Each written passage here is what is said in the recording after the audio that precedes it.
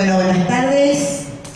Yo solamente hago una introducción. Acá tenemos el coordinador, el doctor Fernando Nasasi, a quien le quiero hacer un gran agradecimiento porque él trae esta tarde el Colegio de Abogados. Él está en la Comisión de Familia, es un luchador por los derechos de los niños y de las niñas y fundamentalmente también es el docente de la Universidad de Mendoza en la Cátedra de Familia. Y también agradezco a mis colegas a quienes va a presentar el doctor Nasasi. También les quería decir, para que lo tengan en cuenta, que siempre las reuniones son en este salón de actos. La anterior se hizo en otro lugar por un pedido del ministro de la Corte que justo ese día había programado otra actividad, pero en general va a ser acá. Y les queremos seguir recordando que se van a hacer precongresos en la provincia de Mendoza, en San Rafael, veremos alguno acá, se están haciendo en otras provincias también, y los invitamos a todos a visitar la página de la asociación, que ya saben que es Asociación Latinoamericana de Magistrados, Funcionarios Profesionales y Operadores de Niñas, Adolescencia y Familia, donde están los precongresos que se están organizando. En Buenos Aires, en Rosario, también en el Chaco, en Neuquén, en Comercial, en Mendoza, y hay otras provincias argentinas que también los están programando. Y todo lo que ustedes quieran de actividad o charlas o lo que necesiten, también pueden escribir a la asociación. Hay un mail que es alatinoamericanadenaf, que también está en la página, @gmail.com. Y aquel que quiera o tenga interés en ir al Congreso Latinoamericano de Uruguay, también puede comunicarse con nuestra tesorera, la doctora Roxana Monti, que es la que está nucleando a la gente. Hemos conseguido poner la otra vez un precio especial, pero se hace la reserva por ahí, porque se han contratado una cantidad de habitaciones para conseguir ese precio especial, que por los 3 días del Congreso, para 2 personas, sale $210 el hotel sede, que está justamente en Punta Carreta, que es un lugar muy bonito de Montevideo. O sea que se ha conseguido un precio súper especial para que la gente pueda ir, sabiendo todos la crisis que estamos padeciendo. Así que bueno, buenas tardes y ahora los dejo con el coordinador, el doctor Nasasi. Muchas gracias, un aplauso para el doctor. Bueno, muchísimas gracias. Tengo el agrado de participar en esta actividad gracias a la doctora Fundemaki, con quien estamos preparando varios proyectos académicos, teniendo en cuenta tal vez lo que nos distingue, que es esa mirada interdisciplinaria del derecho, necesaria, indispensable, y actualmente la herramienta para poder resolver mejor las cosas que están sucediendo en el derecho de familia. Para ello, la doctora Fundemaki ha pensado en algo que para el común de la gente no tiene tal vez mayor incidencia, pero para los operadores jurídicos sí, que es el derecho internacional de familia y cómo se puede resolver y aplicar la normativa interna nacional y quiénes son los responsables para llevar a cabo este fin que es tan noble. En esta oportunidad ha podido convocar a quienes están con este cargo, con esta responsabilidad dentro del Poder Judicial, dentro de la Oficina de Relaciones Internacionales, que realmente han sido pioneros en esta materia y están trabajando muy fuertemente en esto que es una realidad. Ya el mundo cada vez está más vinculado y hasta nosotros que somos, en mi caso abogados, no podemos dejar de ver las cuestiones no solamente en el derecho interno, sino en el derecho internacional. Y viendo el derecho internacional, la Oficina de Relaciones Internacionales, de Asuntos Internacionales que tiene el Poder Judicial, es indispensable hasta para menos trámites. Así que es una oportunidad única también para mí poder escucharlo y aprender, porque en definitiva son estos momentos donde uno dice, bueno, son estas cuestiones que hay que aprovecharlas porque no se aprenden en la diplomatura, y más que todo porque la práctica que tienen ellos no la tiene otro.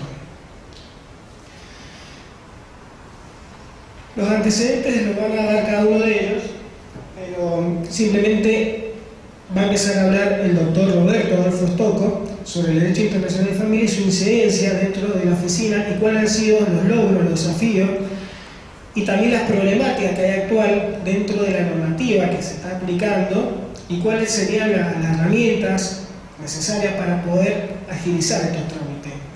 Y también al secretario de la oficina, Gustavo Federico de Bajis, quien también ha participado activamente en todas estas temáticas de derecho de familia, y va a hablar por un tema que es importantísimo y muy común. Dentro de lo que es poco común de la Internacional de Derecho de Familia, en estos temas va a hablar sobre el tema de alimentos.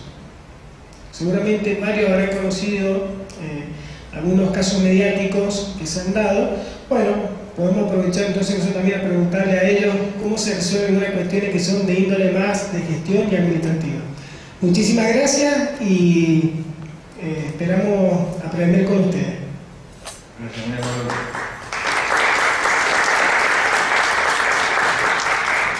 Buenas tardes a todos.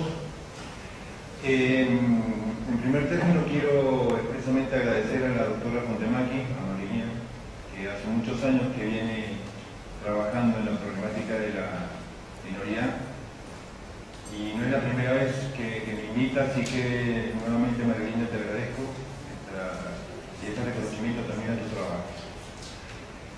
Bueno, generalmente puede resultar necesario para el interlocutor cuando uno va a escuchar una conferencia o va a escuchar a alguien que va a hablar medianamente de quién se trata, ¿no? Para poder luego enhebrar las cosas que digamos con alguna referencia a algún punto. Entonces, yo soy Roberto Topo, hace ya no sé cuántos años que trabajo en el Pueblo, pero hace muchos, casi 40. Y desde hace 20 años, el año pasado, hemos conmemorado 20 años de una pequeña oficina de cooperación internacional que nació allá en el 98 y entonces el año pasado, 2018, hicimos una reunión bastante importante con especialistas a nivel nacional y la sorpresa es que se sumaron varios especialistas internacionales, concretamente la Fiscalía General del Reino de España, el representante que tiene la conferencia de La Haya para Latinoamérica y el Caribe, que es el doctor Bengochea, a través de una charla por videoconferencia, el secretario del Tribunal Permanente del Mercosur, que tiene, en fin. En estos 20 años no solamente aprendimos mucho, sino que también compartimos nuestra experiencia con muchos referentes locales e internacionales. Y curiosamente Mendoza hace 20 años que tiene esta oficina, pero a nivel nacional hace recién 1 año y medio, casi 2, Córdoba ha empezado a trabajar en un proyecto de una oficina para colaborar con los jueces en materia de restitución internacional de menores. Entonces, es necesario que les cuente quizás un poco por qué Mendoza tiene una oficina que, como les digo, hasta la experiencia de Córdoba es la única en Argentina y también en la región. La globalización, ustedes saben que de alguna manera empuja a la movilización, es decir, que la gente se traslade de un lugar a otro. Los lugares, o sea, los motivos por los cuales la gente se traslada pueden ser muy diversos, que van desde la simple curiosidad, que van desde el turismo, que van desde buscar un mejor estándar de vida, y ahí entonces entra el fenómeno de las migraciones. O también, que hay que decirlo, en situaciones donde la gente no consigue empleo o ha quedado cesanteada por alguna actividad laboral, se ve la necesidad de buscar nuevos horizontes para la simple subsistencia. Y lamentablemente, hoy por hoy, usted ha visto que asistimos en la República Argentina a este fenómeno de éxodo de jóvenes, de muchos jóvenes, que algunos buscando mejores condiciones de vida y otros porque en realidad no tienen trabajo. Entonces todo eso genera una ebullición, ¿sí? Y entonces muchos de los que se van afuera dejan la familia, por ejemplo, en Mendoza, y luego se olvidan de que tienen una familia, entonces dejan pasar la cuota de alimentos. O sea, aparece la necesidad de buscarlos en algún lugar para reclamar y que haga frente al cumplimiento de las obligaciones normales. O sea, el tema que algunos de los que se fueron en otro de los momentos de emigración y entonces vuelven con su hijo, alguno de los progenitores a Mendoza a visitar a los abuelitos por 3 meses y el último día de los 90 días llama por teléfono y dice: mira, no vamos a volver, generando entonces el fenómeno de la restitución internacional de menores. Y así les podría contar una serie, digamos, de casos que vamos a ver a lo largo de esta charla, que han generado una jurisprudencia que es única, quizás a nivel nacional. Entonces Mendoza tiene la particularidad que somos muy visitados por distintas razones. Mendoza es una ciudad muy linda, atrae mucho al turismo, tiene a la Concagua, ¿sí? Tiene también el mejor Malbec del mundo, según cómo se lo mire, ¿sí? Según si usted va y consulta a los franceses, los certámenes de Bordeaux, que son de los más afamados del mundo, encuentra vinos locales con medallas en esos certámenes, o sea, evaluados por quien sabe de vino, los franceses, por ejemplo. O lee, por ejemplo, un vino local que hace más o menos unos meses atrás, ya hace un año, hay un gran veedor de vinos en todo el planeta que se llama Parker. Y ha dicho entonces este señor, le ha dado 100 puntos a un vino de acá, muy cerca de esta zona. Todo eso genera expectativas. Ustedes saben que vienen contingentes, sobre todo alemanes, que son los más estandarizados, que vienen a conocer bodegas y a degustar vinos, por ejemplo. Bueno, entonces todo eso genera también relaciones afectivas. Esas relaciones afectivas luego generan vínculos filiatorios. Y así se va dando, digamos, una madeja interpersonal que cuando tiene conflicto recurre a los tribunales. Y acá en los tribunales chequeamos esos casos y luego ahora venimos y comentamos esta experiencia. Bueno, yo no quiero romper el protocolo, pero había que hacer una presentación para cumplir con este mensaje original a quien tiene usted delante. Y es que, bueno, ya les dije mi nombre, yo soy profesor de Derecho Internacional privado, soy titular por concurso de la Universidad Nacional de Cuyo hace 10 años. Y empecé con mi carrera docente en la Universidad de Mendoza, que es donde egresé. Y también soy el titular de esta oficina, que en su momento se llamó el Departamento de Cooperación Internacional, el DECI, que desde hace unos años atrás devino en una Secretaría de la Corte. Entonces en mí se da esta no tan habitual confluencia de la academia y de tener las manos metidas en los casos, es decir, en el ejercicio de la actividad del conflicto.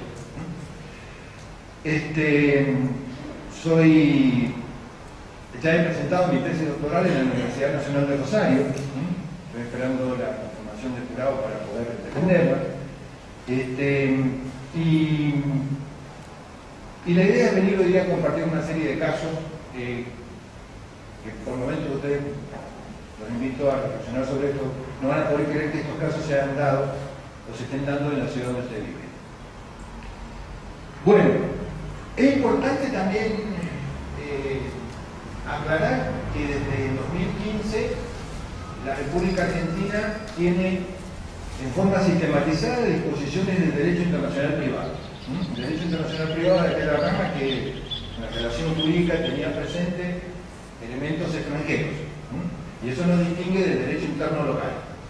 Bueno, en esta conformación, el Código de Vélez había hecho, digamos, como era la usanza en ese momento,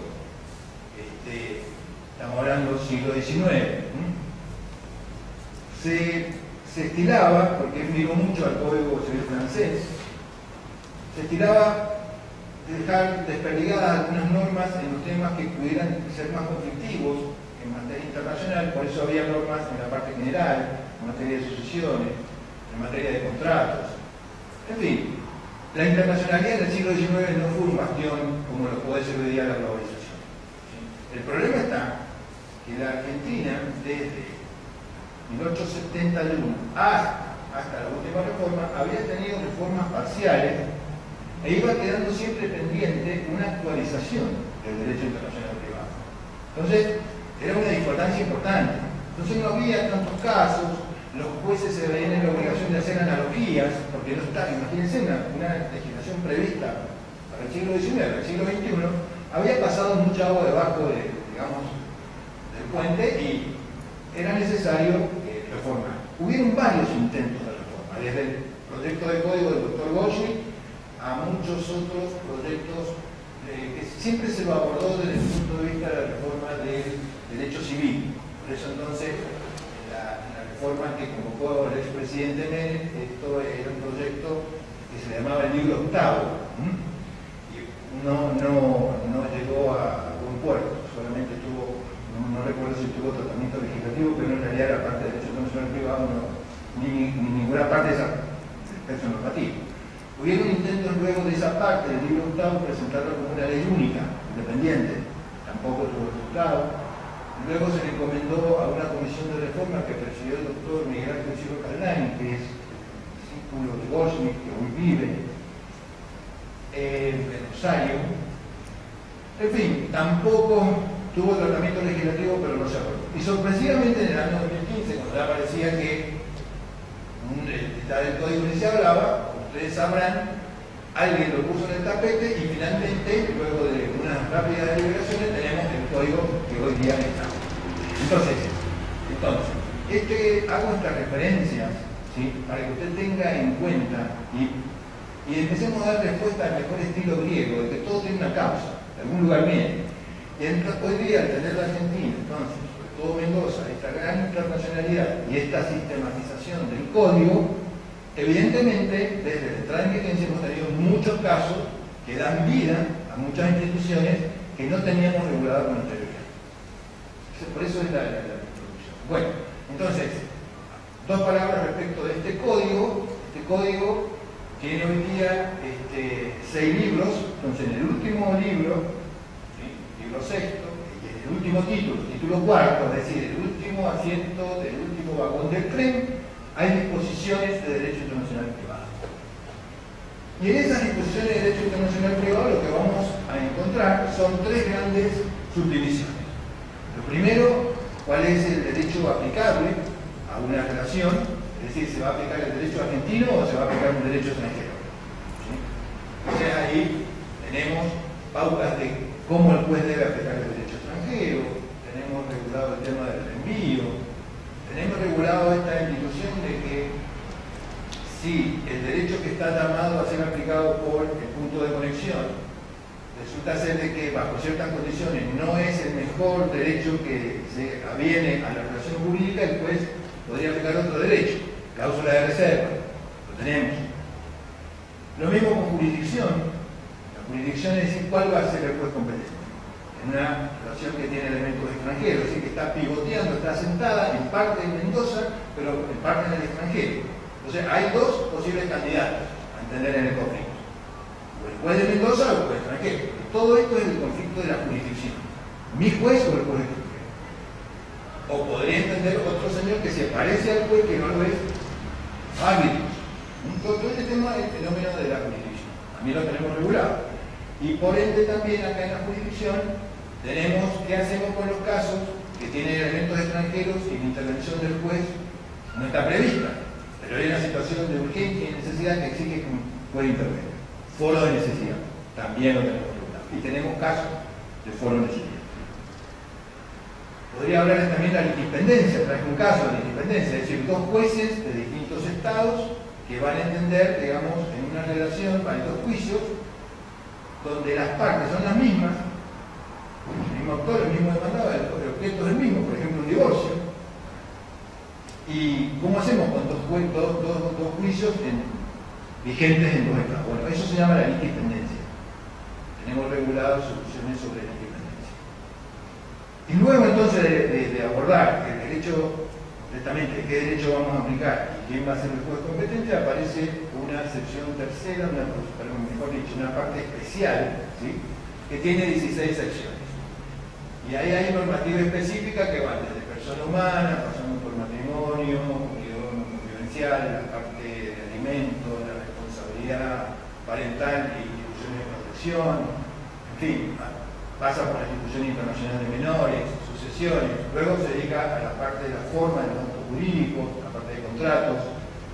Regulamos acá también los contratos de consumidores en el derecho internacional privado de forma específica. Miren ustedes si tenemos un contrato que responde a la movilidad de cuando la gente de Buenos Aires iba a Brasil, traía 2 planos, uno dejaba y otro no. Es decir, ¿dónde voy a litigar? O cuando vamos los mendocinos a Chile y resulta ser que traemos distintos electrodomésticos y nos mandan, o sea, ¿dónde demandamos? Bueno, toda esta problemática está en la parte de consumidores. También se regula no solamente la parte de contratos, sino también pertinente a la responsabilidad civil, también la parte de títulos valores, en fin, la parte de prescripción, derechos reales, bueno, y me faltó nombrar sucesiones en la parte, digamos, está en la sección 9. Bueno, eso más o menos para que usted tenga una idea de qué se trata, de qué viene. Es decir, acá lo comento esto y un poco la razón de ser de nuestra oficina es porque ante tanta internacionalidad que tenemos, para que usted se dé una idea, hemos tramitado a lo largo de 20 años aproximadamente 3.500 exhortos. ¿Sí? Y hay muchas vistas que evacuamos ante consultas técnicas, de si un documento está bien apostillado o no, por ejemplo, desde todos los días, o si es competente en materia de reconocimiento de un menor nuestro juez a la luz de los artículos que vamos a ver, en fin. Entonces, ya estamos más o menos en 863. Es siempre tener, bueno, un especialista con exactitud del sector legal que da la perfección que ahí estamos. Bueno, entonces, bien. Entonces, lo que quería comentarles ahora es que, a los fines de poder avanzar y comentar casos, que todas las acordadas que rigen desde la creación de este Departamento de Cooperación Internacional hasta la actualidad lo encuentran en el sitio, ¿sí? En el sitio del Poder Judicial, bajo el subtítulo de dependencias. Ahí usted va a encontrar entonces la acordada que dio origen, pero en términos generales esta oficina lo que hace, muy concretamente, es emitir dictámenes, digamos, a jueces, a solicitud de los jueces, respecto de qué convenciones hay que aplicar en cada caso. También evacuamos dictámenes en temas técnicos del derecho internacional privado, ¿sí? Es decir, quién es el juez competente, qué derecho aplico, está bien legalizado, quién tiene que legalizar. Y también lo que hacemos, una competencia específica que va a hablar acá el colega, el doctor Evaldi, somos autoridad central delegada para la Convención de Alimentos de Naciones Unidas, ¿sí? Que eso permite, como lo va a comentar acá el doctor, hacer una demanda internacional de alimentos a costo cero, es decir, a título gratuito, ¿sí? Y con el principio de oficialidad. Es decir, la persona no se mueve de Mendoza y terminamos demandando a través de un convenio con los colegas de Chile al progenitor, que generalmente es el padre, que está en Chile, que no pasa la cuota de alimento, y luego, una vez que se obtiene, vemos en unas circunstancias como el acreedor alimentario, es decir, la mamá con el hijo, recuperan esta parte de las obligaciones que implica la afiliación y se compone esta relación económica a través del cumplimiento de la cuota alimentaria. Bueno, entonces toda esa parte lo ven como les digo, en el sitio, dependencias, SEJUCAI, Secretaría Judicial de Corte para Asuntos Internacionales, están todos los antecedentes y tenemos ahí un modelo de exhorto. ¿Sí? Hemos generado una plantilla, si usted me permite, que según las circunstancias se acomoda desde una simple notificación hasta el cumplimiento de una sentencia extranjera. Están todos los datos, lo bueno es que usted lo puede tener online, y es muy práctico quizás para el que ejerce la profesión, o en el mismo tribunal, lo pueden tener directamente, está el cursor pendiente, una vez que lo llenó, lo imprime, lo hace firmar por el tribunal y lo mandan a la secretaría, y nosotros, que esto quizás sea la función más importante que tenemos, nosotros asumimos la tramitación del exhorto, ¿sí? Nosotros nos encargamos de tramitarlo y periódicamente hacemos un seguimiento para que en el Estado extranjero no se olviden que hay convenios internacionales vigentes que exigen celeridad y dar prioridad a la causa internacional sobre la local del derecho interno. Eso no nos acordamos, pero es importante destacarlo, que alguien en los poderes judiciales tiene que encargarse de estos temas. La experiencia que cuentan colegas de otras provincias que tienen movimiento, pero que no hay una oficina centralizada, es que normalmente en la mesa de entrada de los tribunales se ordinariza el proceso internacional. Es decir, le dan el lugar, digamos, de una causa local, con un perjuicio y un agravante importante. Que no hay ningún abogado que venga y pregunte, mire, quiero saber si salió la cédula, quiero saber si el receptor se llevó la notificación, aún cuando hay acá en Mendoza una oficina como la nuestra, que nos dedicamos, aún así estamos pendientes de que se haga. Hay veces que se dilata, digamos, el cumplimiento de notificación.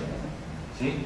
O una vez que se hizo la notificación quedó, digamos, el exhorto diligenciado, ya está notificado, pero al no devolverlo, del tribunal requirente, que se llama el que lo pidió, no sabe si la persona estuvo debidamente, o sea, si se lo notificó o no. Entonces va a llegar el día de la audiencia y van a estar esperando hasta el último momento que el tipo aparezca o no, ¿se da cuenta? Entonces, todo este tema, evidentemente genera, si hay mucho movimiento, genera una serie de anacronismos que de alguna manera con el tiempo hemos ido mejorando y limando. Bueno, entonces, de la parte normativa, y me remito, como les digo, a la normativa que está todas acordadas en el sitio, y quiero ahora comentarles que quizás esta es la parte más sabrosa de esta charla, poder compartir algunos casos que se nos han planteado a nivel local. Miren, en términos generales, la Mendoza tiene una internacionalidad especializada. ¿Por qué? Porque por eso me vi tentado de venir cuando Marilyn me invitó, y hemos dado en llamar el derecho internacional de familia a partir de la experiencia de Mendoza, porque la internacionalidad para Mendoza desborda en materia de derecho de familia. Y hay un segundo competidor que viene cada vez más cerca del derecho de familia, que es el derecho penal. ¿Sí? El derecho penal ha ido generando últimamente mucha solicitud de cooperación internacional. Por lo tanto, entonces, quiero empezar por, alguien me comentó si podíamos hablar, que si bien esto está enfocado al derecho internacional de familia, pero algunos casos penales. Bueno, el primer caso que realmente fue para nosotros muy novedoso, cuando todavía no se hablaba de los grandes lineamientos que luego emergerían en la República Argentina sobre protección internacional de los derechos humanos, resulta ser que llegó en los 90, a fines de los 90, llegó una carta rogatoria de un tribunal militar de Italia, de la Fiscalía Militar de Torino, y nos pedían que procediéramos a citar a un señor Cáneva que vivía acá en la ciudad de Mendoza y que se le sometiera a una serie de preguntas, a un interrogatorio. Ni les cuento la resistencia que por aquella corte, por aquel tiempo, trajo esta petición, porque en la corte algunos decían, no, pero no somos competentes porque eso es justicia federal, porque es un extranjero el que tiene que estar. Otros decían, no, en realidad, como es una justicia de excepción la militar y nosotros somos los tribunales civiles de ciudadanía, tampoco tenemos la competencia. Entonces yo recuerdo que había hacía poco que estaba funcionando esta reunión, esta oficina, perdón, y entonces fui a hablar con la corte. Recuerdo yo con mucho miedo, porque era muy joven, esto lo habíamos iniciado y estaba la prensa internacional en Mendoza, porque el tema por el cual tenía que declarar este señor tenía que ver con una fosa que este señor había prestado servicio dentro de Italia para las fuerzas del eje, concretamente para las tropas alemanas, y habían hecho la fosa en el modo común donde se producían los fusilamientos y luego enterraban a la gente. Es una cosa muy fuerte, muy similar a lo que usted debe estar rememorando ahora con el caso Priepke, este señor que estaba sacado en Bariloche y que luego extraditado. Teníamos nosotros acá este señor que finalmente la Corte decidió, en esa época integraba la Corte la doctora Miguel de Carlucci, y ella entendió perfectamente este mensaje de que tenemos por otro lado un convenio bilateral de cooperación mutua en temas penales con Italia, y que hay un artículo perdido que decía que la cooperación también se va a brindar cuando el requerente sea un tribunal militar. O sea que no quedaba escapatoria de que esa indagatoria que se iba a hacer se hiciera. Bueno, aquel día recuerdo que la gran duda era si no venía este señor voluntariamente, si se debe ejercitar con el auxilio de la fuerza pública, en fin. Les estoy contando cosas que me vienen a la memoria de grandes preocupaciones, que la realidad lo superó, porque este señor vino, se sentó y declaró durante 4 horas y respondió todas las preguntas que se le hicieron. El Consulado General de Italia en Mendoza nos facilitó un traductor, porque las preguntas se las leíamos en el idioma del Estado requirente, que es italiano, el señor era italiano, comprendía perfectamente la lengua, y entonces respondió, como les digo, todo ese interrogatorio. Luego con esta prueba se pudo hacer el juicio en Italia, y si mal no recuerdo, este señor se lo absolvió por estos delitos que luego, o sea, le vamos a poner el nombre y el apellido, delitos de lesa humanidad. O sea, lo tuvimos en Mendoza hasta para la época, en relación a de otras causas que luego se dieron en el país. Bueno, otros ya que están en materia penal, les quiero contar que la vedette del derecho internacional penal son las solicitudes de extradición. ¿Sí? Es decir, una persona que ha cometido un delito, luego se va al extranjero, entonces lo pedimos para que volverlo al país y juzgarlo en el lugar donde se cometió el delito y por sus propios jueces de su país, de su nacionalidad. El tema está de que hay algunos países que son mucho más proclives a dar trámite, a dar curso a estas extradiciones que otros. Por ejemplo, un país que es muy complejo, para que digan que sí, una extradición es Chile. ¿Sí? Más o menos hemos tramitado unas 15 solicitudes de extradición y más o menos 12 nos han dicho que no. ¿Sí? En realidad tiene un modo de encarar una ley interna. No tenemos un convenio muy viejo que es de Montevideo de 1933, pero en materia de extradición se ha avanzado muchísimo. Y por otro lado, la Argentina tiene una posición como una cuestión de Estado de que no es proclive a firmar un convenio genérico de extradición, y entonces ha salido a negociar con cada uno de los países, sobre todo con los vecinos,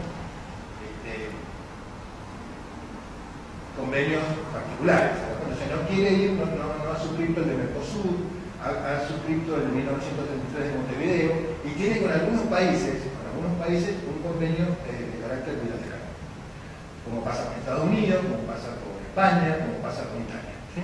Pero en general es remiso. Entonces tenemos todo un problema, porque ¿qué pasa? El tema de las solicitudes de extradición, antes de la solicitud lo que se pide es la captura internacional. Eso puede ocurrir que en el Estado, digamos, que nosotros pedimos la detención, se la detenga a la persona, y a partir de ahí hay un corto plazo para emitir toda la documentación, y es muy complejo esto.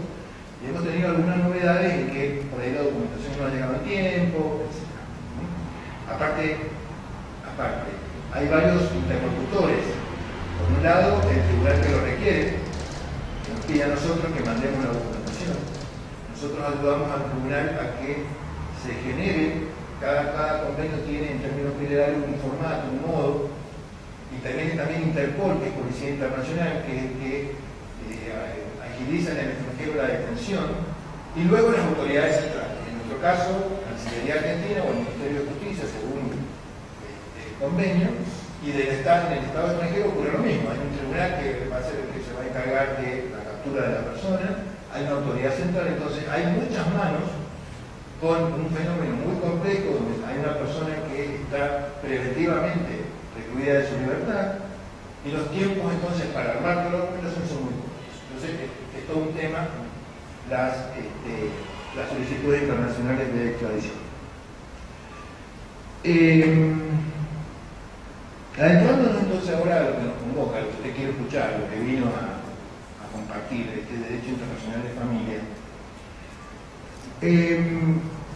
Les quiero comentar, por ejemplo, un caso que se dio hará 10 años atrás, un caso bastante, caso Guevara, damos simplemente un apellido referencial, sin más.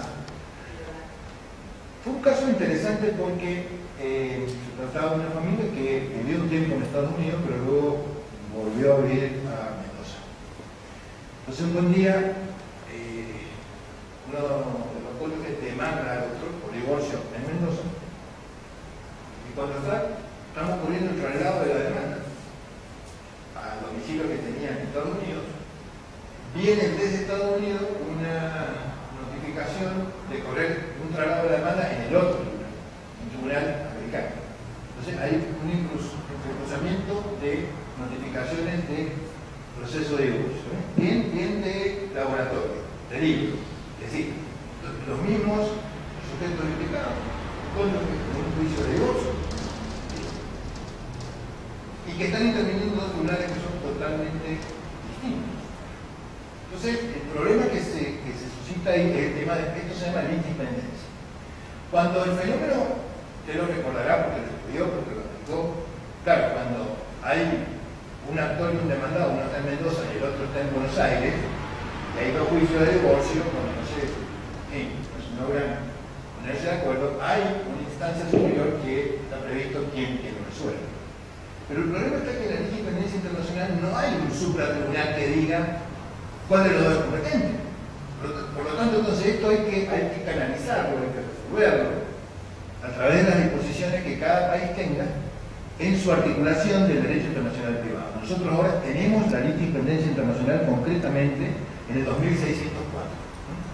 Entonces, si el proceso se inició con anterioridad en el extranjero, o sea, sí, va a tener una prioridad. O sea, acá, priori tempore, es decir, primero el tiempo, tiene toda una significación. Luego vamos a ver si esa sentencia, digamos, esa causa que se inició en primer término en el extranjero, provoca en la Argentina la paralización del proceso. Ahora, hay que ver qué pasa con el proceso que está iniciado, si continúa, si se archiva, si el juez declina. En estos casos, continúa el proceso iniciado en Argentina. Entonces, en este caso, el problema no es netamente procesal, sino que hay que ver qué dice nuestra legislación. En ese momento no teníamos el Código 2015. ¿Qué decía la legislación en materia de quién es el juez competente en materia de divorcio? Y el juez competente en materia de divorcio es el juez del último domicilio conyugal efectivo. El problema era que el cónyuge que demanda en Estados Unidos dice, mire, estoy demandando ante usted, señor juez, porque el último domicilio conyugal estuvo en Estados Unidos de América. Y el mismo argumento se presenta en los tribunales de Mendoza. Mire, le demando a mi cónyuge, señor juez, porque el último domicilio conyugal efectivo estuvo en la ciudad de Mendoza. La causa finalmente se termina negociando a través de un acuerdo extrajudicial, pero les comento entonces que a temprana época, donde en realidad esto ha sido legislado con posterioridad, ya teníamos en el ámbito de Mendoza causas de litipendencia internacional y las pudimos advertir porque, como pasaba por ante nuestra oficina el tema de notificar la que se encontraba, es decir, correr traslado al cónyuge americano, pero al mismo tiempo nosotros éramos los encargados de recibir desde los Estados Unidos, a través de la Autoridad Central de Cancillería, la notificación al otro cónyuge, y entonces veíamos las dos causas claramente que anotician de una litipendencia. Bueno, otro caso quizás interesante que tiene que ver con el foro de necesidad. El foro de necesidad es esta posibilidad que tiene, dicho en dos palabras, tiene un juez que no tiene prevista su intervención en las disposiciones de jurisdicción y competencia, puede terminar arrogándose esa jurisdicción cuando se encuentra en una situación de emergencia que exija la intervención de un juez. Eso se llama foro de necesidad. La necesidad tiene que ver con la urgencia, pero no está previsto, es decir, hay ausencia de norma. Entonces, la pregunta sería, ¿puede el juez intervenir? Esa pregunta nos la hacíamos cuando no estaba regulado el foro de necesidad, y bueno, evidentemente hay casos en la jurisprudencia argentina que allá por los años 60, el caso Brasov, y que genera a nivel jurisprudencial una regulación del foro de necesidad muy emparentado con la denegación internacional de justicia.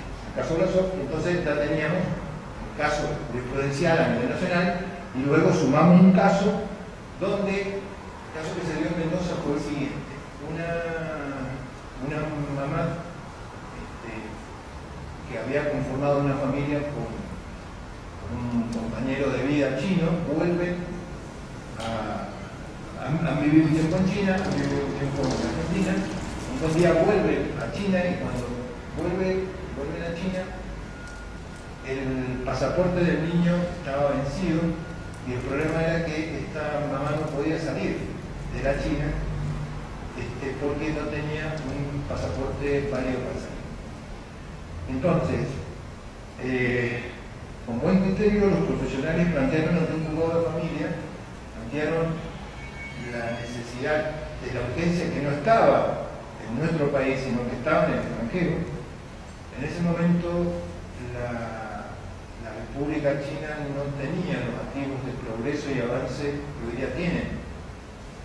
Y entonces era todo muy difícil. El niño no lograba, luego de haber vivido un tiempo en Argentina, no lograba acostumbrarse a vivir en una sociedad tan distinta. Entonces el foro de necesidad consistió en que el juez argentino el juez local dio, digamos, una autorización a nuestro consulado general para que le habilitaran un nuevo pasaporte y de esa manera entonces el niño pudo salir de China y volver a la Argentina. Un caso también bastante particular, porque la situación de urgencia y emergencia estaba dado por las condiciones, digamos, de una sociedad que culturalmente era totalmente o diametralmente distinta de la vestimenta, la alimentación, etc., que era lo que se había planteado. Otro caso interesante que es mucho más reciente, y ahora ya con la reforma del Código, es que ahora tenemos regulado el tema en el 2631 del Código Civil, lo atinente a las acciones de filiación. ¿Sí? Es decir, hay la acción de filiación tiene que ver con un reconocimiento, ¿sí?, para que el progenitor, o el progenitor que dice yo soy el papá, entonces hago el trámite, o aquel que ya tiene el carácter de padre y lo impugna, porque dice, mire, no soy el padre. Acción de impugnación famosa. Bueno, para este caso, para las acciones de impugnación, el Código le da la posibilidad al progenitor que impugna, le da la posibilidad de demandar ante los jueces de su domicilio.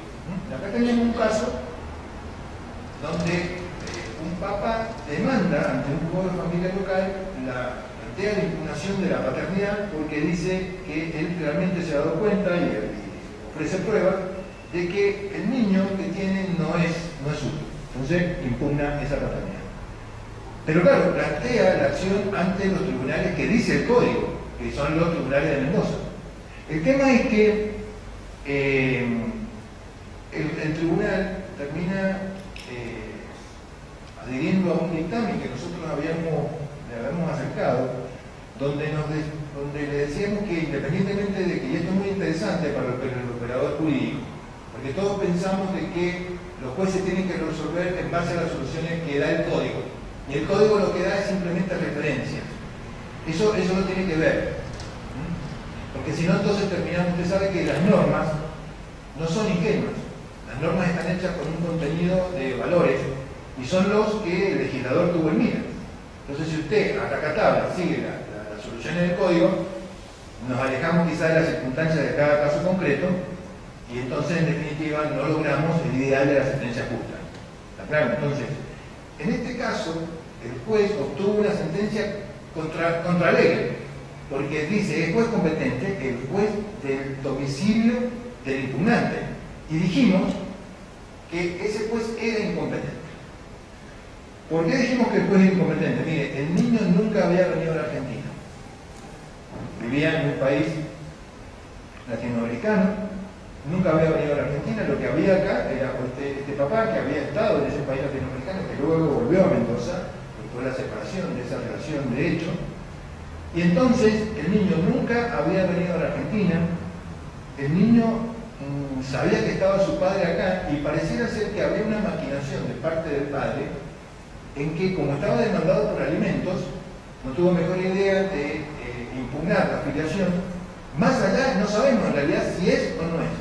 El tema está de que entendimos, en ese dictamen le dijimos al juez, entendemos que usted se puede apartar, señor juez, porque en realidad la estaríamos sometiendo a esta mujer que designe un abogado en Mendoza, con todo lo que eso implica, para defenderse de un proceso que termina a la postre cuestionando la filiación.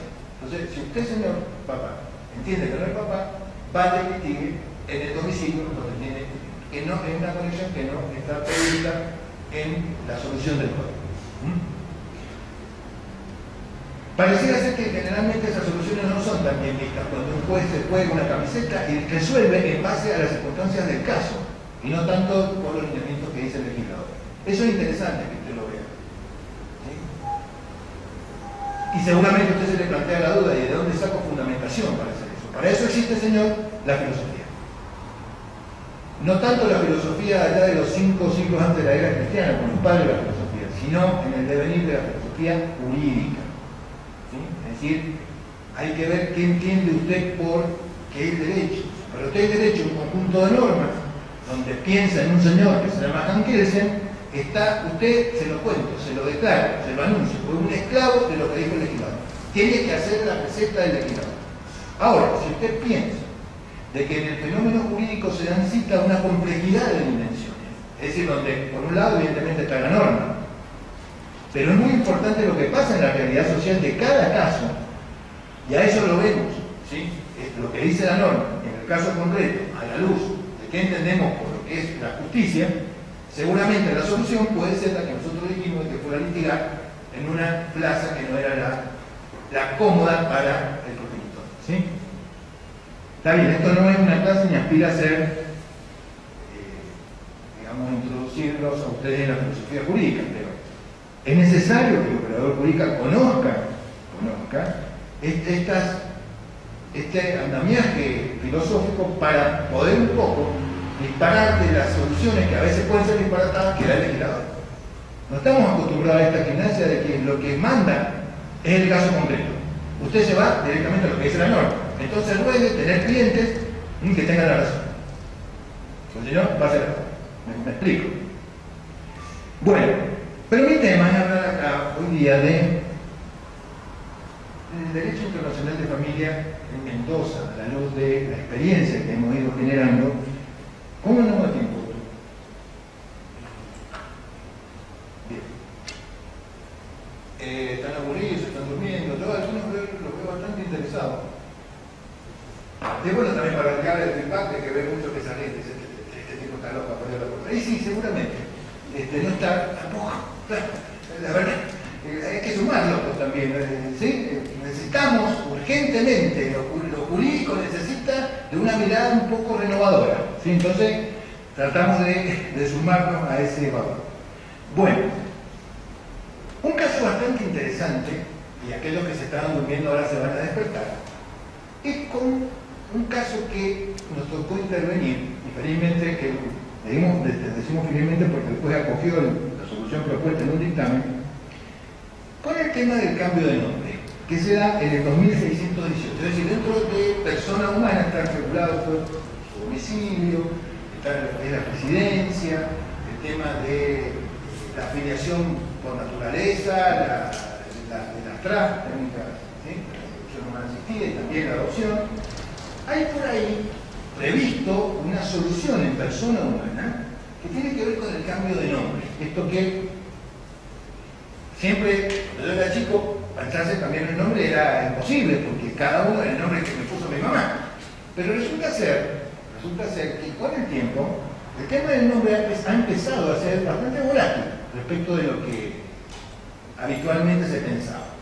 El legislador que toma el guante y dice, bueno, genera un 2618, que dice que el cambio de nombre se va a regir por el derecho del lugar del domicilio de aquel que lo pide.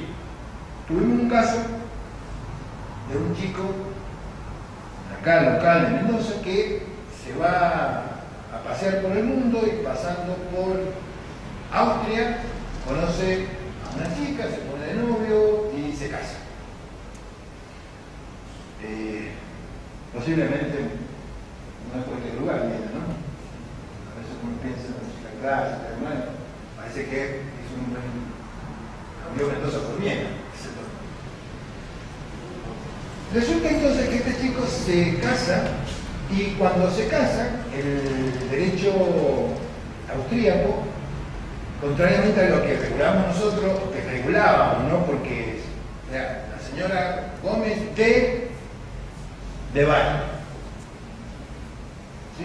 De María, ¿sí? Esa D que lo vincula no vamos a abrir juicio acá, implica propiedad, bueno, podemos hacer mil críticas.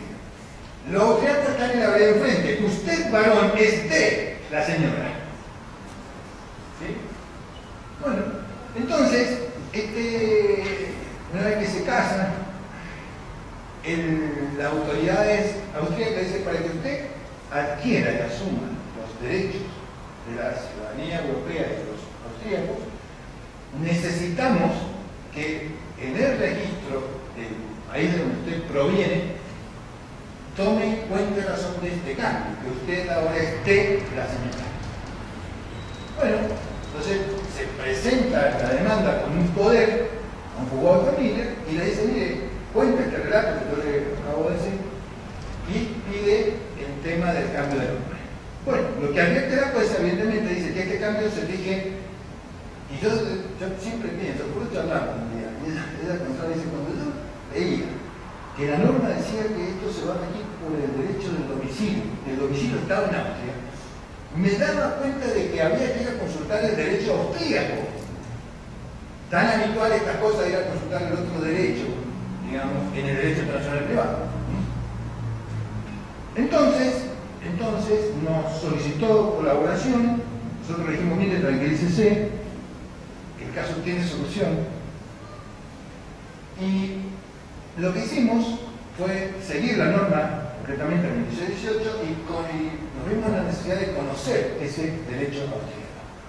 Para lo cual aprovechamos, y en esto también empezamos a tejer una punta, utilizamos las redes en Europa, los países que integran la ex Comunidad Económica Europea, hoy Unión Europea, y saben la que se viene hoy día en Europa, ¿no? Saben que el fin de semana hay elección de los diputados comunitarios y que el aumento de la derecha está haciendo flaquear a muchos que no solamente son los ingleses que se quieren ir. Bueno, pero eso sería derecho de integración, un tema muy apasionante, muy de actualidad, pero no nos convoca. Yo estaba en cómo hacemos, o sea, para obtener el derecho austríaco. Entonces recurrimos a las redes, ¿sí? Hay una en especial, somos amigos, hemos tenido varios contactos, que es Eurojust, ¿sí? Tiene sede en La Haya. Y entonces ahí le preguntamos, ahí hay un representante de cada uno de los países de Europa, entonces le preguntamos al referente suizo, que fue el que estaba de turno cuando yo mandé a una casilla genérica, y me contestó que le estaba pasando en ese instante a la gente de Austria ese mail. Cuestión esta, se largó corta, en una semana teníamos las disposiciones de cambio de nombre del derecho austríaco. Entonces nos mandan a la ley, nos mandan en realidad dos leyes. Nos mandan las leyes de cambio de nombre del derecho austríaco y nos mandan las normas de derecho internacional privado del derecho austríaco. ¿Sí? Entonces, ahí vemos que nuestro derecho dice que hay que aplicar el derecho austríaco. Pero a su vez el derecho austríaco dice que el cambio de nombre, ¿sí?, se rige por la ley de la nacionalidad de la gente. Y era un argentino. ¿Ven? Es decir, mi ley me remite a la ley austríaca. Pero dice la ley austríaca que el cambio de nombre se rige por la ley de la nacionalidad. Yo pensé ahí, acá vamos a tener un problema profundo, porque este señor, ¿qué nacionalidad tiene?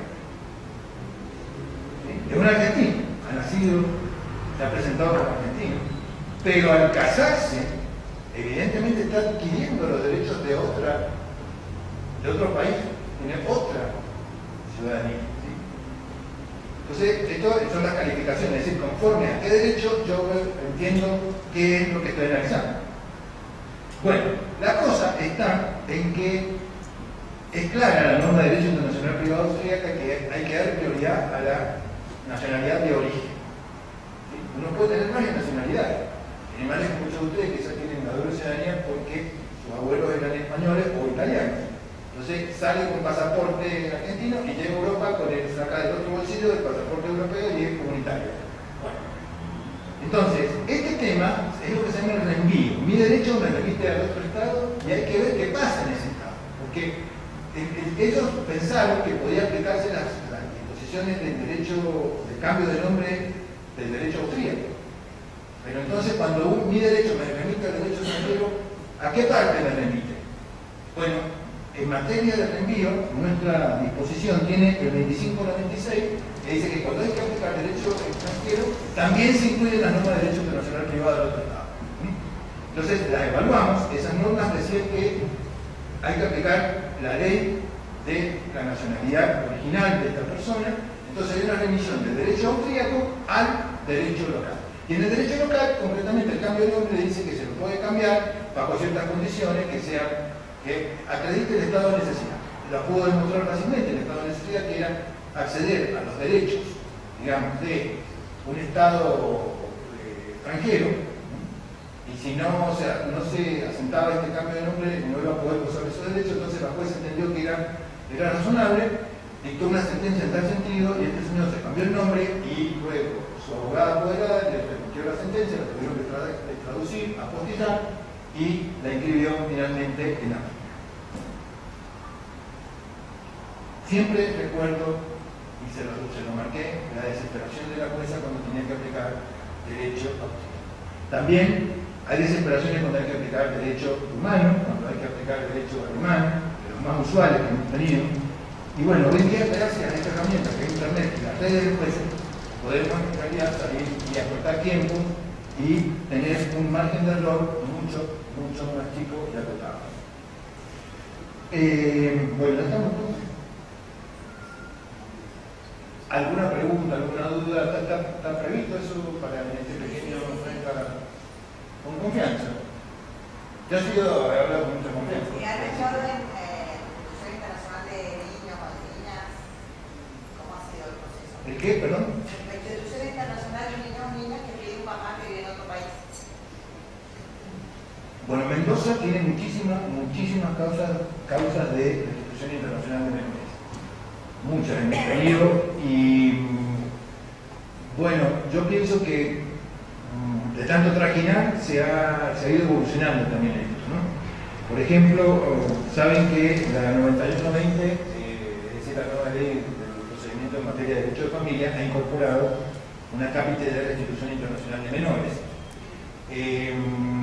Bueno, quizás excedería los límites de esta charla hablar de esa ley, pero habíamos hecho acá en la Corte un proyecto de ley que lo que quería era que Mendoza por ejemplo, algunos recursos técnicos como es la concentración de jurisdicción. Es decir, que no todos los jueces, digamos, intervengan en las restituciones, porque es un proceso muy complejo, hay que manejar algunos datos muy concretos, porque hay que aplicar la ley de fondos, son los tratados internacionales de la Haya Interamericana, que establecen que usted tiene que restituir en 6 semanas. ¿Sí? Entonces, no puede andar haciendo lugar a pequeños chicaneos procesales que siempre aparecen para dilatar. Entonces, habíamos propuesto en un proyecto de ley, siguiendo la ley de Córdoba, que fue la primera provincia que tiene una ley muy interesante, con todos los avances que sugiere la Comisión de la Haya. Entonces, la concentración de jurisdicción es que solamente haya 2 jueces, por ejemplo, en toda la provincia para las restituciones, uno en el Gran Mendoza y otro en el sur. Bueno, en ese proyecto que tenía también una audiencia muy acotada, hicimos un proyecto, no llegó al tratamiento, y luego en la 9120 se ha incorporado un procedimiento local de Institución Internacional de Menores que no tiene concentración de jurisdicción, en fin, va al juez que por competencia y turno le corresponde intervenir. En fin, ha recogido varias de los temas que hoy día se necesitan para cortar los trámites, fundamentalmente de las excepciones y de una audiencia única que ahí se debata todo si va y luego, ¿sí? Y también garantizando el derecho de defensa de que la revisión, pero para determinados casos, ¿sí? La idea es seguir los lineamientos de la agua que han marcado los 2 convenios, la Interamericana y la Haya de aspectos civiles de la Asociación Internacional de Menores, y ha generado una polémica en la doctrina, tanto local como a nivel nacional, de que en realidad se habría desperdiciado. Algunos dicen, los detractores de mí, se desperdició una posibilidad histórica de haber logrado una ley más adornada. Otros dicen, mira, es lo que tenemos y en realidad para nosotros, como la oficina, es la ley que tenemos que aplicar y es sobre la que tenemos que generar exámenes, así que más allá de si es buena o mala, pero tenemos una nueva ley, todavía no hemos tenido posibilidad posibilidad de emitir ningún dictamen respecto a la nueva ley, pero seguramente eso va a pasar. O sea que hemos tenido muchos casos y de a poco se ha ido mejorando el servicio y bueno, yo creo que para todo operador jurídico, una vez que ya tuvo uno la primera intervención, ya en el otro está mucho más mucho y así. O sea, nadie... Ahora le damos un poco de la.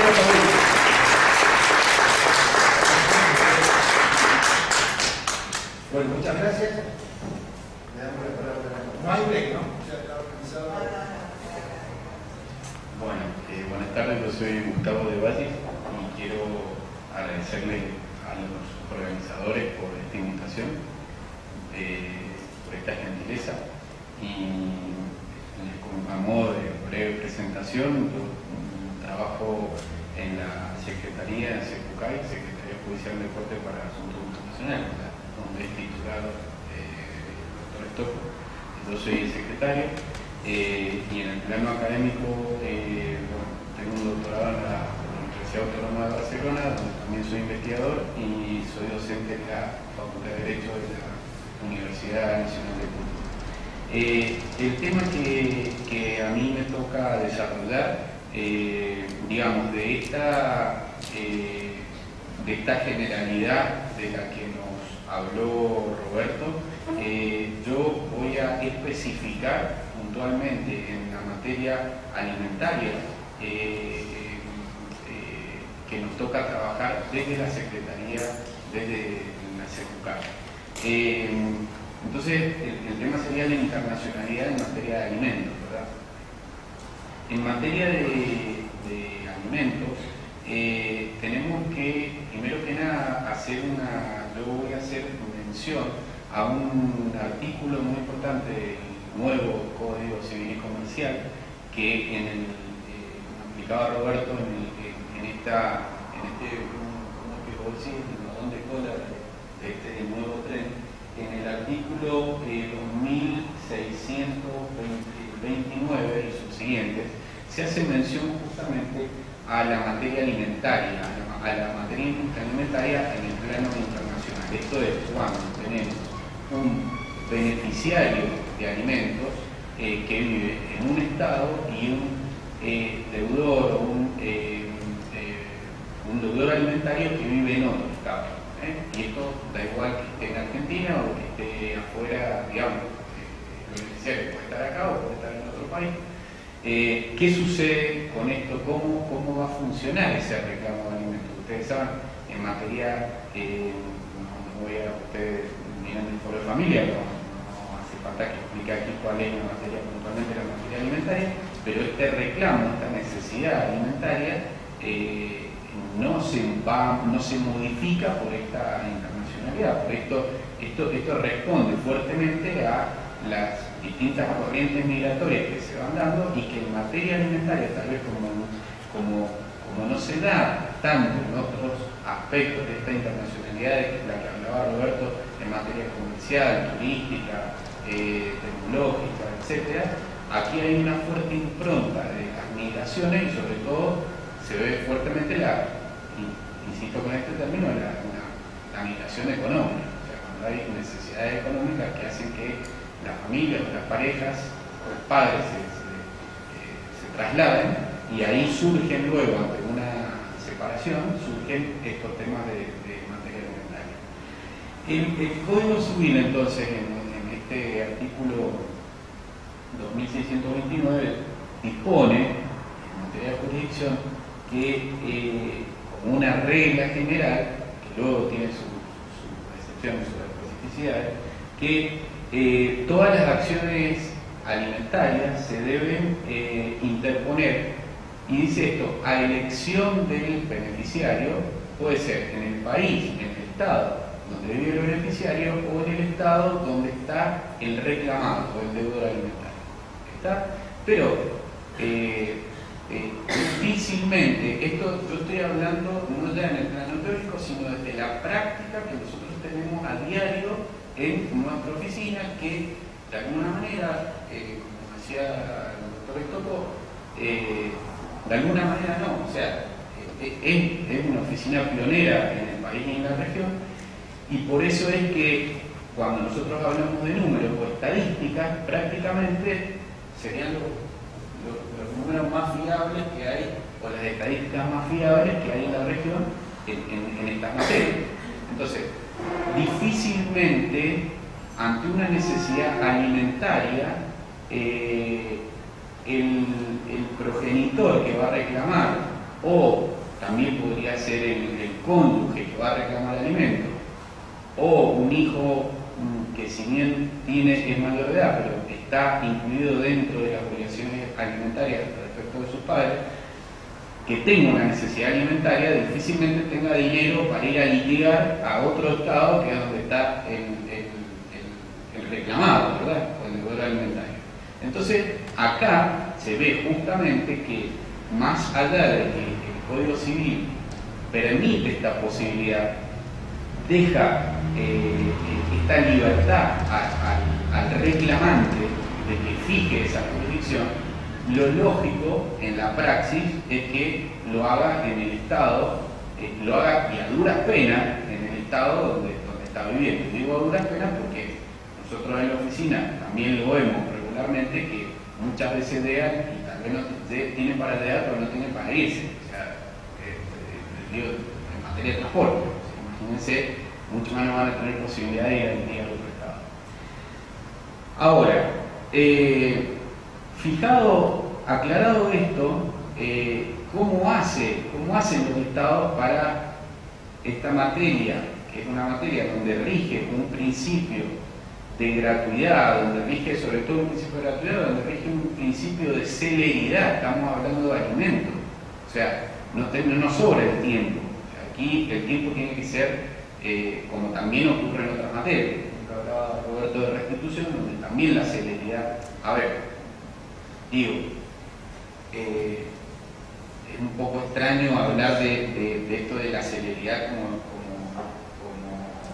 una excepción, cuando en realidad la celeridad debería imperar en todos los procesos judiciales, está claro, pero puntualmente, al hacer una ponderación de a dónde vamos a enviar o dedicar recursos humanos, técnicos, económicos, y se lo vamos a dedicar en una primera medida en este caso puntualmente a la materia alimentaria. Entonces, tenemos que... Sí, claro, o sea, estamos hablando de la subsistencia de una persona en la mayoría de las veces, porque son casi prácticamente no tenemos casos de alimentos de entrecondo, que tenemos excepcionalmente, pero como su mayoría son menores, ¿no? Son niños o adolescentes. Entonces, la Argentina, dicho esto, un principio sobre esta internacionalidad de la materia alimentaria, la Argentina se rige por dos grandes convenciones, y dentro de esas dos, o diría, una gran convención y una convención de un grado menor o inferior, que es una convención que sería global, que estamos hablando de la Convención de Nueva York de 1956 sobre, este es el título formal, sobre el reconocimiento y ejecución en el extranjero de la obligación de prestar alimentos. Esto está dado en el marco de las Naciones Unidas, por eso hablo de esa globalidad, donde hay países de culturas tan disímiles como, por ejemplo, les puedo nombrar a Turquía, o les puedo nombrar a Italia, o les puedo nombrar a Israel, a Filipinas, o inclusive a la Santa Sede. O sea, y Argentina, por supuesto. Hay un montón de países que conforman, que son signatarios en distintos, son signatarios de esta convención. Y también existe una convención interamericana, o sea, dada ya en el plano de la Organización de Estados Americanos, o sea, por eso decía que es un menor grado, no tiene la globalidad que tenía la anterior, que esta es la Convención de Nueva York, que rige puntualmente para los países miembros de los Estados Americanos, de la cual no todos son signatarios. Sí está, como les decía en un principio, Argentina incluida. Entonces, me voy me voy a centrar principalmente en la Convención de Nueva York porque es donde a diario nosotros utilizamos esta convención para responder a estas necesidades alimentarias, sea que tenemos aquí al beneficiario alimentario o que aquí tenemos al demandado, ¿sí? O sea que tenemos al reclamante, como se llama en materia convencional, o al reclamado, ¿sí? Pero es en la que usualmente nosotros estamos trabajando con él. En un menor grado se utiliza la Convención Interamericana. Esta Convención de Nueva York, que tiene, ustedes saben, en materia de convenios internacionales, y así lo han establecido en esta materia, cada Estado signatario nombra una autoridad central para que en la puesta en marcha justamente de distintos convenios sea quien va a regir en cada Estado, quien va a ser la autoridad de aplicación de ese convenio. En el convenio de Nueva York, que nosotros usualmente le llamamos los casos CANU, CANU es una abreviación son las iniciales del Convenio de Alimentos de las Naciones Unidas. En materia de CANU, la autoridad central argentina es el Ministerio de Justicia de la Nación. Y recordemos Roberto, anotado por acá, desde el año 99, desde agosto de 1999, en aquel momento DECI, que era el Departamento de Cooperación Internacional, que luego deriva en la actual SEJUCAI, Secretaría Judicial de Corte para Asuntos Internacionales, el Ministerio de Justicia delega su función en DECI, luego SEJUCAI. O sea, seríamos lo que se denomina autoridad central delegada. Este es el único caso en la Argentina, ¿sí? En todas las provincias, la única provincia que tiene justamente esta función de autoridad central delegada es Mendoza. Por todo lo que explicaba Roberto, pero también por la trayectoria justamente que se le ha dado esa delegación. Al tener esa delegación, funcionamos nosotros aquí con una manera muchísimo más expeditiva y rápida que inclusive en provincias vecinas. Sí. Esta convención que está comentando Gustavo es una convención que ha descentralizado la autoridad central, o sea, ha nombrado autoridades centrales delegadas en todo el país. El tema es que los ha delegado en el ámbito del poder ejecutivo, en los ministerios de gobierno. Y parece ser que los resultados no son tan expeditivos, pero por una sencilla razón también. En los poderes ejecutivos hay renovación, digamos, de carteras políticas periódicamente. Entonces, eso también conspira con una persona que le dé seguimiento y tratamiento a la causa en el tiempo. Entonces, ¿qué habíamos hecho?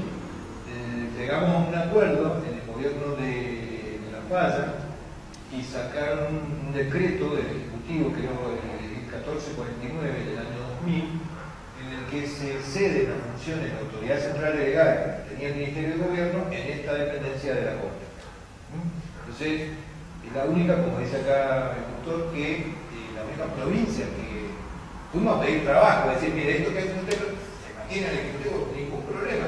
Debe haber sido el decreto que salió más rápido en la historia, porque salió rapidísimo y nos delegaron esa función. Entonces, le hemos podido dar un tratamiento mucho más específico porque somos menos personas y porque es nuestro trabajo cotidiano, pero no es que no se haya descentralizado, sino que se ha descentralizado de esta manera. Con la aclaración, la única diferencia que en el Poder Judicial claro, tiene esta la autoridad funciona como autoridad central delegada. Entonces, dicho esto, quiero explicarles cómo funciona un poco cómo funcionan estos cambios. El principio o los principios básicos aquí justamente son los que había nombrado con anterioridad: gratuidad, en todo el trámite es absolutamente gratuito, la celeridad, eso esto lo impone y se impone desde el año, estamos hablando de una convención del año 56, donde Obviamente los medios de comunicación inclusive no eran los mismos, está claro que vamos a hacer una enunciación de los avances que hemos tenido en materia tecnológica, pero también en materia de gestión judicial los cambios han sido trascendentales, al punto que la vamos a hablar luego de que nosotros realizamos el año pasado acá en Mendoza, tal vez, y digo tal vez esto tomando la palabra de la licenciada Mariana Franco, que es la autoridad central de la Argentina, que estuvo presente, por primera vez desde el año 56, la existencia de este convenio, se hizo dentro del marco de un caso CANU una mediación por videoconferencia con Chile con un resultado más que exitoso.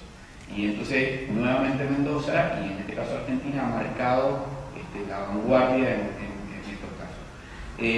Pero esta celeridad existe aún cuando no había medios tecnológicos para hacer una videoconferencia. Está claro que al hacer una videoconferencia hemos ahorrado muchísimos trámites, que ya les voy a explicar cómo funciona, y que al verse las caras, está claro que por operadores judiciales tanto de un lado como del otro, esto se hizo con Chile puntualmente, pero al verse las caras, las partes y poder hablar, imagínense los tiempos procesales que ahorramos, más allá de los medios económicos, de los recursos económicos, etcétera, etcétera. Entonces, estos casos CANU, ¿cómo funcionan? Funcionan de la siguiente manera. Primero que nada, esta convención da, y esto es importante remarcarlo, para los que son, entiendo que son todos operadores judiciales, aquí hay el principio que rige en esta materia, es el principio de adicionalidad. O sea, la Convención de Nueva York es adicional y no sustitutiva del derecho interno. O sea, ayuda, es un medio más que tenemos para reclamar alimentos, lo cual no impide o no quita la obligación del Estado de brindar todos los medios, no solo procesales, sino todos los recursos que tenga para poder resolver una situación alimentaria. O sea, ¿qué quiere decir? En nuestra provincia, uno, ante una necesidad alimentaria, que supongamos acá está el beneficiario y el requerido, o sea, el requiriente está aquí, el requerido está en otro lado, en otro estado, puede iniciar este reclamo en un juzgado de familia, en un juzgado competente, o en algunos casos iniciarlo directamente en nuestra secretaría. Entonces, si lo inicia en el Estado, lo va en el juzgado de familia, lo va a iniciar, obviamente, a través del derecho interno, que luego nos va a llegar a nosotros, al CEJUCAI, para, a través de un exhorto, para notificar, para demandar justamente en otro Estado, o al revés, o sea, en otro Estado nos llega a nosotros y luego se va a radicar en un juzgado acá, o directamente hacerse, en algunos casos, hacerse en nuestra oficina. Por eso decía que es sustitutivo, o sea, es adicional, no sustitutivo. Ayuda, no quita la responsabilidad del Estado de hacerlo a través de su derecho interno y en este caso de los juzgados de familia local.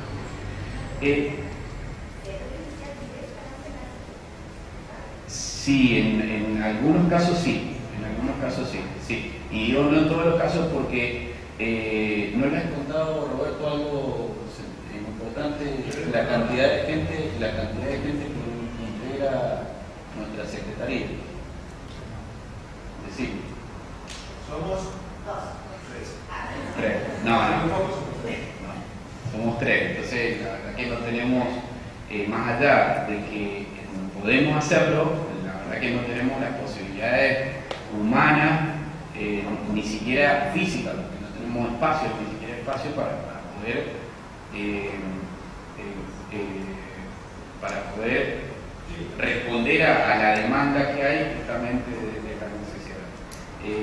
Pero sí, aún así llevamos bastante casos.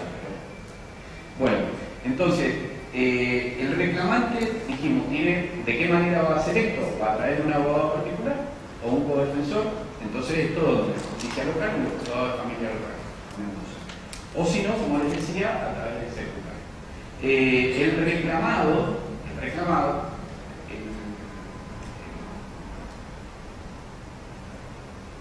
perdón, esto cuando, me estoy confundiendo, esto cuando tenemos aquí el beneficiario, el beneficiario alimentario, o sea, el requirente, el acreedor alimentario, quien requiere, ¿sí? Quien requiere alimentos que está aquí en el negocio.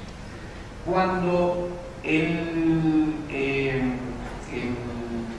este caso el beneficiario o el acreedor alimentario está en otro estado, llega justamente a través de esta convención, va a llegar a CEPUCAI, pero ahí CEPUCAI funciona, nosotros funcionamos, en este caso como autoridad central delegada, y no podemos ser nosotros quienes lleva adelante ese juicio. Entonces, ¿esto quién lo lleva? En la provincia de Mendoza, el Ministerio Público de la Defensa, ¿sí? A través, por una delegación justamente del Ministerio, a través de el cuerpo de codefensores, ¿sí? Van a ser entonces los abogados de ese beneficiario, de ese acreedor que se encuentra en otro estado. Dentro de todos los países con los cuales tenemos intercambio jurídico justamente a través de este convenio, tenemos históricamente hemos tenido canos de Brasil, de Chile, de Colombia, de España, Italia, México, Holanda, Reino Unido, Alemania y otros países más, pero que no integran la Convención de Nueva York. Pero nuestro principal socio en esto es Chile. Chile lleva por lejos, estamos con números del año pasado, o sea, este año todavía transcurre, pero con números del año pasado, con estadísticas del año pasado, en un 76% de los casos de cano, la contraparte está en Chile. Y esto, el tráfico, también, no sé si vos lo dijiste, el tráfico jurídico en esta internacionalidad de la que estamos hablando desde hace un rato, principal entre Argentina y Chile, pasa en un porcentaje, ya no sé cuánto sería, pero esencialmente por Mendoza. O sea, la mayor conexidad de Chile con Argentina pasa esencialmente a través de Mendoza. Y aquí lo vemos reflejado. En un segundo, pero muy lejano puesto, tenemos a España con un 13%, insisto al número del año pasado. Con Chile se da una particularidad que no solo da por esto, digamos, esta cercanía que tenemos, que hoy tenemos unas relaciones de cooperación realmente ejemplares y sobre todo en materia jurídica, ¿sí? Todo esto que vemos principalmente en las vacaciones, con todos estos problemas que se presentan cuando vamos de vacaciones a Chile, cuando podíamos, o por ejemplo, todos los problemas que hay con el paso cuando nieva, que no pueden pasar los camiones, o sea, ya no tráfico de personas, sino tráfico comercial, y que siempre, todo año a año, genera y suscita un montón de problemas, que también son relaciones de cooperación entre estos dos estados, y siempre vemos ahí las sombras, ¿no? Siempre vemos los problemas, las cosas, nunca vemos los beneficios, rara vez vemos los beneficios. Bueno, pues los dos estados ponen como, digamos así, como el ejemplo a seguir la materia esta, o sea, materia de cooperación judicial, porque es donde tal vez mejor funciona la cooperación puntualmente entre estos dos países, entre Argentina y Chile. Y en estos casos CAN se da otra particularidad, que nosotros tenemos, al tener tan aceptadas las relaciones con Chile, funcionamos con nuestros pares de Chile, que sería, si bien hay una oficina que ha sido creada en la Corte Suprema de Chile, tomando como modelo esta oficina nuestra, CEPUCAI, tienen ellos como les decía que acá funcionan los codefensores, en Chile está la Corporación de Asistencia Judicial, que es un ente del Estado, pero un ente descentralizado, autárquico del Estado, que funciona, tal vez conocen ustedes el funcionamiento, realmente con gratuito, ¿no? Con gratuidad, pero con una celeridad tremenda, y son sumamente efectivos. Entonces tenemos por ellos un trato directo que nos permite, dentro inclusive de esta convención, tener una relación muy fluida, que nos ha llevado a hacer esta mediación de la que les estaba hablando hace un rato.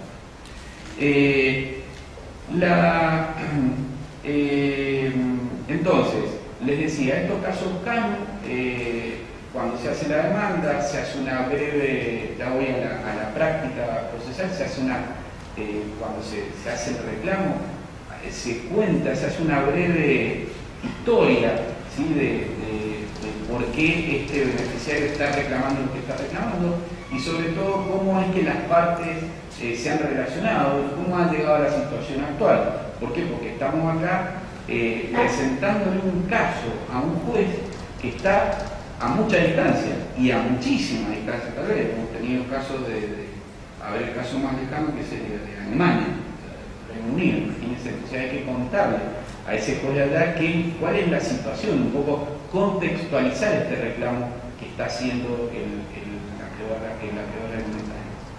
alimentaria. Luego vamos a ver que se presentan distintos problemas que exceden a estos procedimientos, que exceden esta convención y que son hasta problemas culturales, son problemas económicos, son problemas de cultura jurídica inclusive, ¿verdad? Que hacía muy rápidamente, pero imagínense cuando nosotros tenemos que explicarle a un juez extranjero que las necesidades de nuestro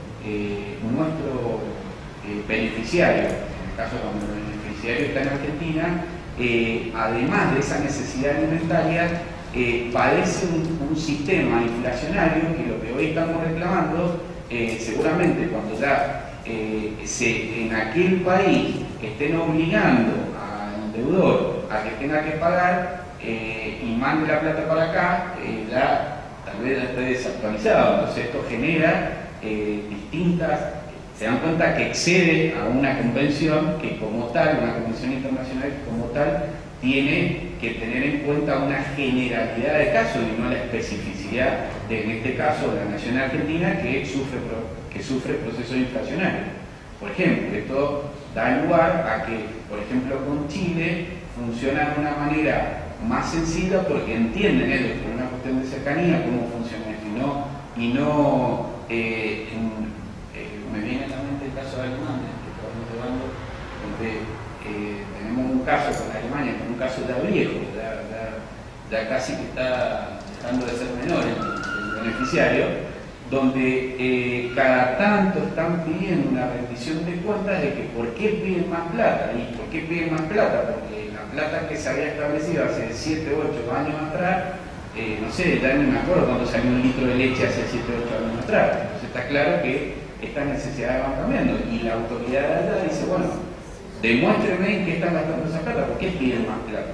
¿Está? Entonces, imagínense que estas diferencias, de alguna manera, tenemos que ir salvándolas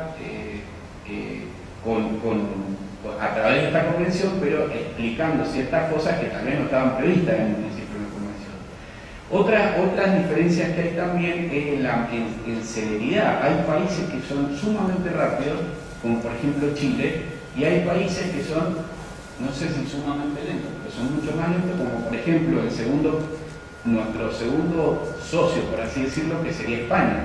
Es muchísimo más lento que Chile. Y hay otros países donde directamente, más allá de que sean signatarios de esta convención, no le dan curso a estos casos. ¿Por qué? Porque les exigen que haya una sentencia directamente, una sentencia condenatoria a una determinada prestación alimentaria. Y si no hay una sentencia como tal, no le dan curso. Países como Italia, Israel, le da otros casos, no me acuerdo otro más, pero sobre todo, principalmente Italia. O sea, fíjense, son signatarios de esta convención, al igual que Chile, pero Chile responde de una manera extraordinariamente rápida, al igual que al menos nosotros en Mendoza respondemos también de esa manera con ellos. Y tenemos otros países que son signatarios, pero que exigen otras cosas. O sea, no me inicien aquí la demanda, sino que traen directamente la sentencia y a partir de la sentencia hablamos. Y otra diferencia que me viene, como una diferencia importante es la edad del beneficiario, porque el reclamo que estamos haciendo, si supongamos en el caso nuestro, ¿se acuerdan cuando aquí la mayoría de edad era los 21 años? Entonces se extendía más allá de los 21 años, ahora también, pero era más notorio en ese momento cuando el beneficiario alimentario tenía más de 21 años, pero no tenía sustento económico propio para sustentar, valga la redundancia, su propia vida, ¿sí? Entonces, esta obligación de los padres, ¿cómo continuaba? Y esto, hay otros países donde la mayoría de edad es distinta, entonces se suscita esta diferencia y también cómo va a ser ese reclamo, hasta cuándo se puede hacer ese reclamo. Esto me pareció importante mostrárselo como diferencia, más allá de que todos estos países son signatarios, pero hay diferencias puntuales en la praxis, en el día a día en estas demandas. Ya no estamos hablando acá en un plano teórico, sino ya en el día a día, ¿sí? Nosotros hablamos en este caso como puede hablar un juzgado local respecto de cuáles son los términos en los que demanda. O sea, a cualquier abogado u operador de la justicia local, si le decimos, bueno, al menos la típica pregunta que nos hacen aquellos que no están en este mundillo, que dicen, ¿vos crees que un divorcio me saldrá en 2 o 3 meses? Bueno, entonces ahí empezamos a poner cara, ¿no? O sea, no, la verdad que no, esto lo decimos de la praxis, no de los códigos de procedimiento. Bueno, la otra convención, que voy a hacer una mención menor ya para terminar, y digo menor porque la verdad que son muy pocos los casos que nosotros tenemos, que es la Convención Interamericana. La Convención Interamericana, que los países que están dentro de la convención, que son signatarios de la Convención Interamericana, aparte de Argentina, entre otros, tenemos que son los países con los que hemos, que son todos latinoamericanos, bueno, son todos americanos, pero con los que hemos tenido trato a través de la oficina, hemos tenido casos con Perú, con Bolivia, con Paraguay, con Venezuela, pero muy poquitos casos. Y en un caso, en todo caso, con Venezuela, y hemos tenido 2 casos con Perú. Ahí, entonces, ¿qué tenemos que hacer para poder utilizar la Convención Interamericana? Que se inicie la demanda en un juzgado local, en ese juzgado local se llegue a una sentencia, y una vez firme esa sentencia nos llega a nosotros y nosotros la trasladamos, ¿sí? Siguiendo el camino de la autoridad central. O sea, acaba, en este caso, perdón, hay una cosa que no les dije, y es que así como la autoridad central en materia del Convenio de Nueva York es el Ministerio de Justicia de la Nación, en materia de la Convención Interamericana, que se llama Convención Interamericana sobre Obligaciones Alimentarias, aquí la autoridad central es el Ministerio de Relaciones Exteriores de la Nación.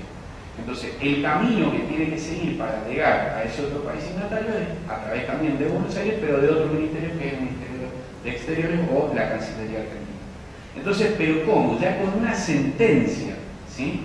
Cuando estábamos hablando de los casos Cano, la simple demanda, o sea, la simple petición ya accionada, ya eso da lugar a poder invocar la Convención de Nueva York, y ya se traslada el juicio, digamos, la dilucidación de esa acción, de ese juicio, a otro país. Va a ser el juez de otro país el que lo va a resolver, salvo en los casos excepcionales, esto que es Italia, Israel y algunos otros más, que es lo que es la sentencia. Pero esa excepción, en los casos Cano en Nueva York, son la regla en materia de la Convención Interamericana. Por eso es que es mucho más lenta también, lenta respecto del necesitado alimentario, es mucho más lenta la resolución a través de la Interamericana que de la Convención de Nueva York. Bueno, un poco esto era lo que les quería comentar. ¿Qué otra cosa se me ocurre en materia de documentos? Es interesante destacar que hay un juego de geopolítica internacional también acá.